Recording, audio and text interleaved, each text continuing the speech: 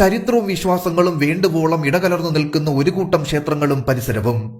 പക്ഷേ പറഞ്ഞു കേൾക്കുന്ന കഥകളിലധികവും ഇവിടെ ഭയപ്പെടുത്തുന്നവയാണ്.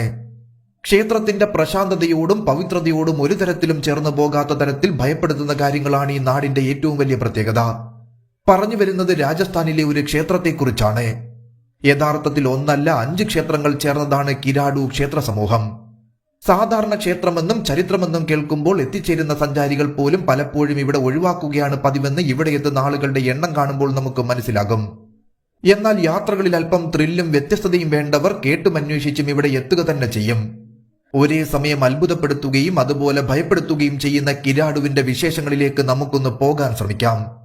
രാജസ്ഥാനിലെ താർ മരുഭൂമിയിൽ സ്ഥിതി ചെയ്യുന്ന പുരാതന ക്ഷേത്രങ്ങളുടെ ഒരു കൂട്ടമാണ് കിരാഡു ക്ഷേത്രങ്ങൾ എന്നറിയപ്പെടുന്നത്. ബാർമറിൽ നിന്ന് 39 കിലോമീറ്റർ അകലെയുള്ള ഹാത്മ ഗ്രാമത്തിൽ സ്ഥിതി ചെയ്യുന്ന 5 ക്ഷേത്രങ്ങളാണിത്. 11ാം നൂറ്റാണ്ടിനും 12ാം നൂറ്റാണ്ടിനും ഇടയിൽ നിർമ്മിക്കപ്പെട്ട ഈ ക്ഷേത്രങ്ങൾ വിശ്വാസത്തിനുമപ്പുറം ചരിത്രവുമായി ഏറെ ബന്ധപ്പെട്ട് കിടക്കുന്നു. പ്രാചീന ലിഖിതങ്ങളിൽ കിരാഡുകൂബ എന്നറിയപ്പെട്ടിരുന്ന ഹാത്മ പൻവാര രാജാക്കന്മാരുടെ തലസ്ഥാനമായിരുന്നു ഈ പ്രദേശമെന്നാണ് കരുതപ്പെടുന്നത്. ഇവിടെയുള്ള 5 ക്ഷേത്രങ്ങളിൽ വെച്ച് സോമേശ്വര ക്ഷേത്രമാണ് ഏറ്റവും വലിയത്. ഈ ശിവക്ഷേത്രം 11ാം നൂറ്റാണ്ടിൽ പണികഴിപ്പിക്കപ്പെട്ടവയാണ്. 11ാം നൂറ്റാണ്ടിന് മുൻപായി ഇവിടെ നിരവധി ചെറിയ രാജവംശങ്ങൾ ഭരണം നടത്തിയിരുന്നു.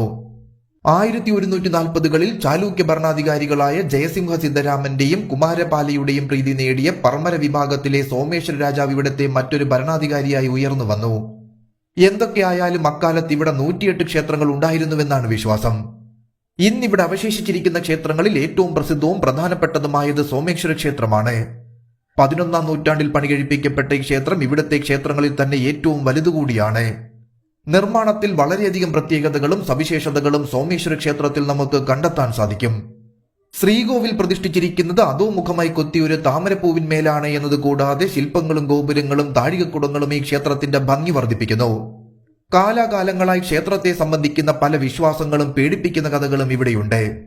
അതിനാൽ തന്നെ മിക്കപ്പോഴും സൂര്യൻ അസ്തമിച്ചു കഴിഞ്ഞാൽ ഇവിടെ നിൽക്കുവാൻ ആളുകൾ